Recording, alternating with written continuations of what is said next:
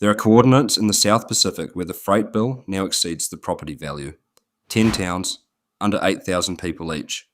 Right now, a 21-mile waterway on the other side of the planet is running the math that local councils refuse to face. When diesel prices cross the viability threshold for New Zealand logistics, someone gets cut first. It is not the cities, and it is not the suburbs.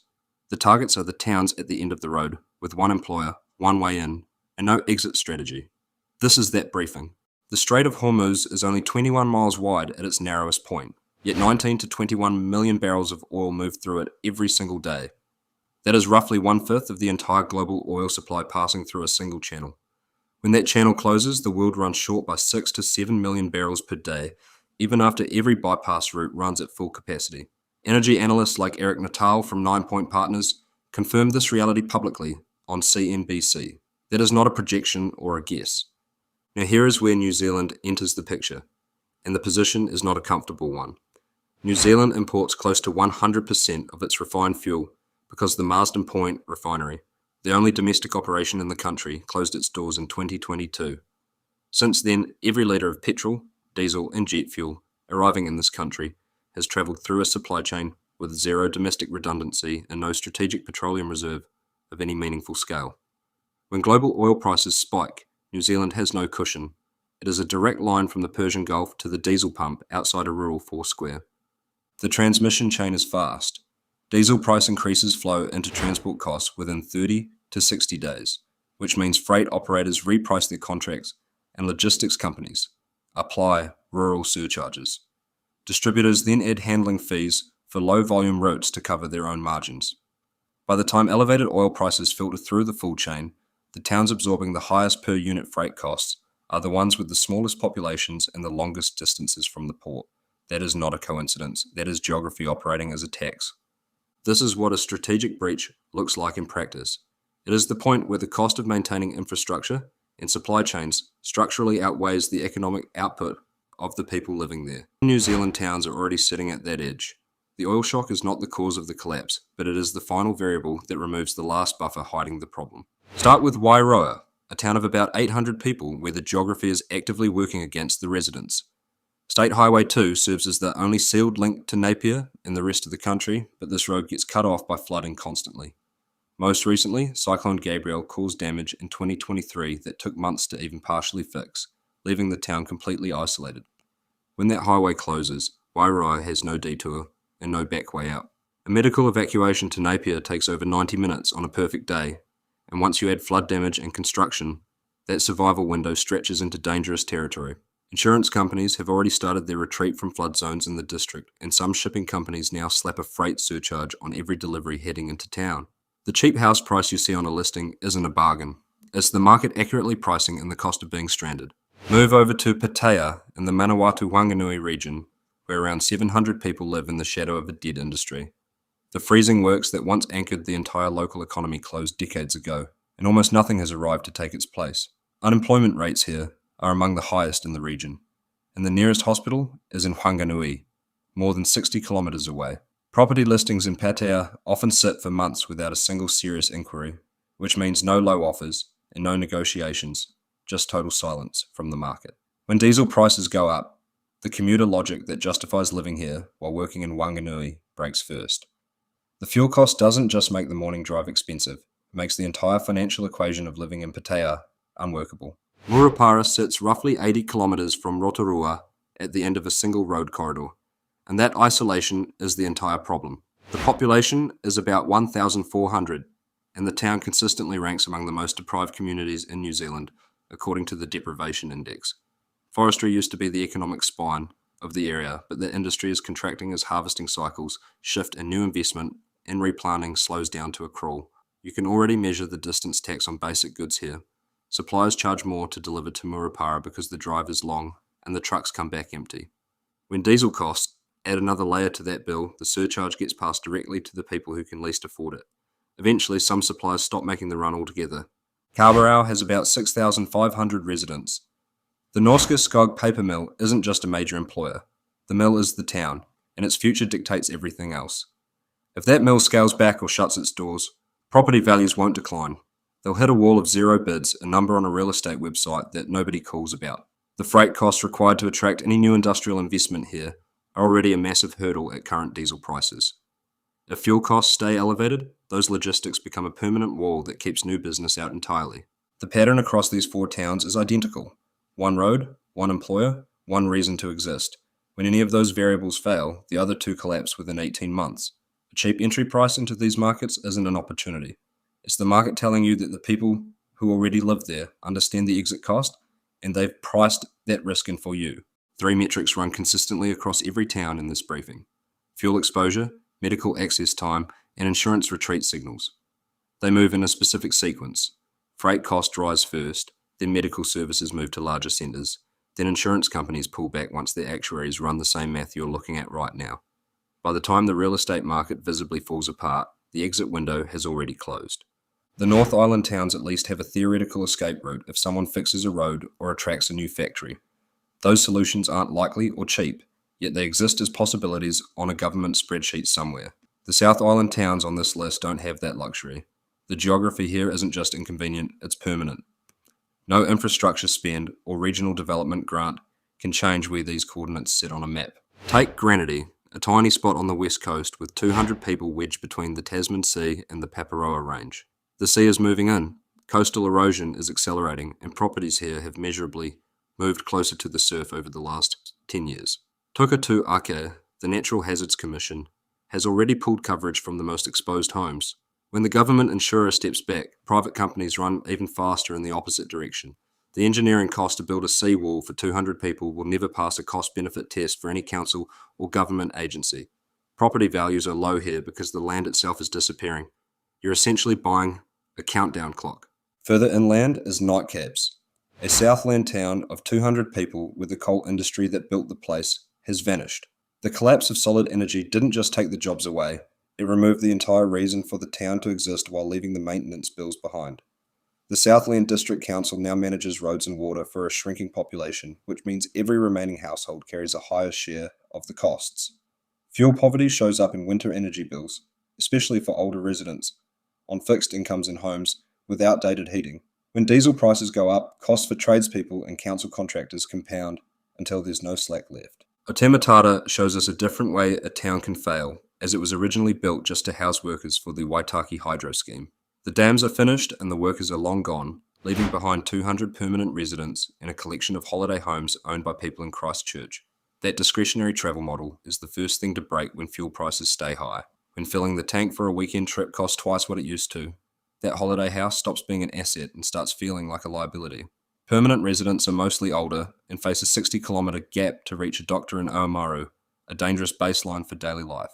Then there is Haast, a settlement of 300 people at the very end of a supply chain that has no backup plan. State Highway 6 over the Haast Pass is the only way in or out, and it closes regularly due to slips, floods and washouts. These road closures are not rare events, they are the standard operating condition for anyone living in the area. When the pass shuts down, Haast simply waits for the rocks to be cleared. The nearest hospital is 4 hours away in either direction, meaning a serious cardiac event or trauma cannot be treated within a safe medical window. Freight into Haast requires a dedicated truck run that makes basic goods more expensive here than almost anywhere else in the South Island. When diesel prices spike, suppliers either raise prices or stop coming, leaving 300 people with no alternatives. All 4 South Island towns follow the exact same downward trajectory. There's no big announcement or official closure date, just 3 metrics moving in the wrong direction over a long enough timeline that people mistake it for stability. The geography isn't the background of the story, it is the entire plot, and in the South Island, it never changes. Ohakune and Tokomaru Bay do not share a climate, a primary industry, or even a similar population. What they do share is a specific failure mode that the previous 8 towns on this list haven't quite reached yet. Both were once functioning economies built for a very specific purpose, and both watched that purpose vanish without a single thing moving in to take its place. Ohakune officially has about 1,300 permanent residents, and that number is your first clue that something is fundamentally broken. This town was never built to support 1,300 people. It was built for a massive, temporary influx during the ski season. The entire commercial strip, the hotels, the rental shops and the cafes were all sized for those peak weekends between June and September when the crowds drove up from Wellington. That entire economic model relied on 2 variables staying true. The ski lifts had to spin and petrol had to be cheap enough for a family weekend trip to make sense. In 2023, Ruapahu Alpine Lifts went into receivership, and the lifts stopped. Now the second variable is under extreme pressure because rising diesel prices destroy the discretionary drive that served as the town's only real revenue engine. Remove both of those factors at the same time, and you're not looking at a temporary downturn. You're looking at a total structural collapse where 1,300 locals are left holding the bill for infrastructure they can no longer afford. When the tourists stop coming, the council's costs don't go down because the roads, water pipes, and waste systems still require constant maintenance. With fewer people paying into the system, rates for permanent residents go up to cover the gap. Those higher costs push out working-age families, which leaves even fewer people to pay the next bill. The nearest major hospital is in Wanganui, 90 minutes away on a good day. Without enough economic activity to justify more than a tiny health centre, that 90-minute drive becomes a hard ceiling on who can actually afford to grow old in Ohakune. The data shows the population is getting older and more vulnerable every single year. Tokomaru Bay sits out on the East Cape with a population of roughly 300 people, and its problems are physical in a way that is much harder to ignore. The local wharf isn't just getting old, it is structurally compromised and completely useless for any commercial business. The road corridor along the East Cape is one of the most underfunded stretches of bitumen in the country, and the transport authorities are stretched so thin that they can barely keep up with the constant rain and erosion. Even the historic commercial buildings in town have fallen out of the insurance market entirely. No insurer will write a policy on a building that doesn't meet modern standards, and since it costs too much to fix them, these structures sit there and rot. They aren't assets. They're liabilities on a balance sheet that nobody wants to touch.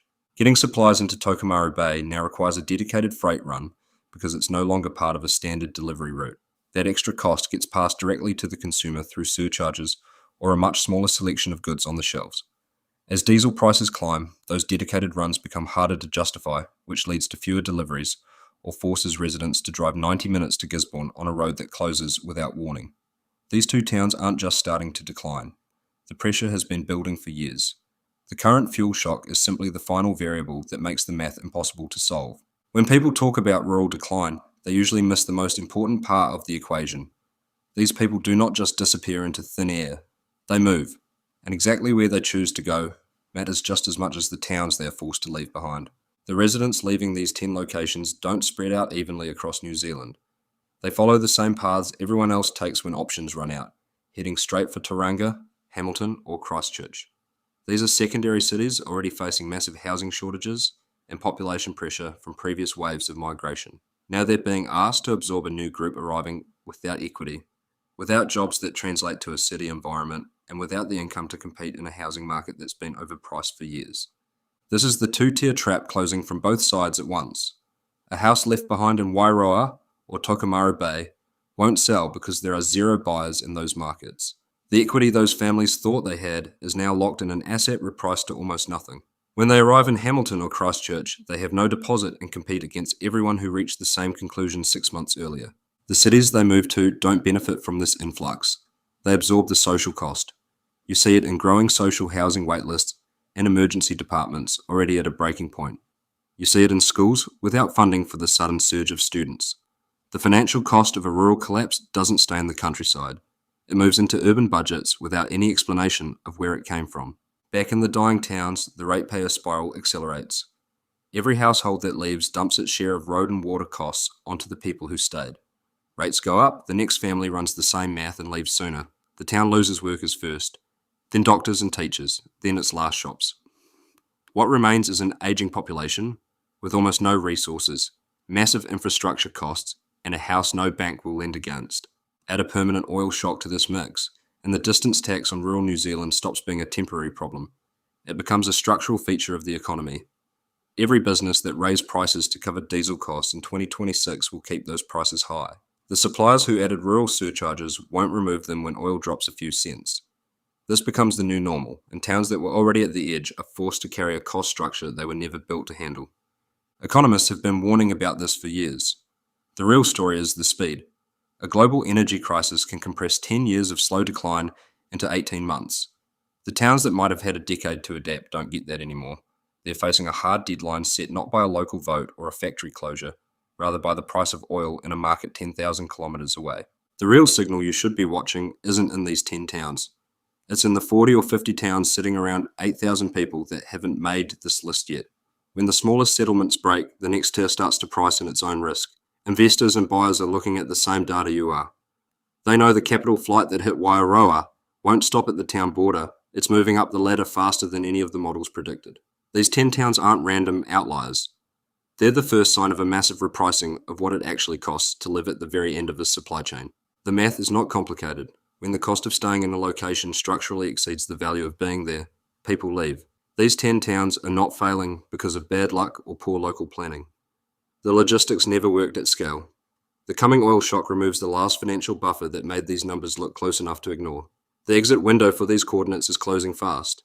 Buyers who do not understand that will be left holding an asset that eventually reaches zero bids. Subscribe if you want the coordinates the tourism boards will never brief you on.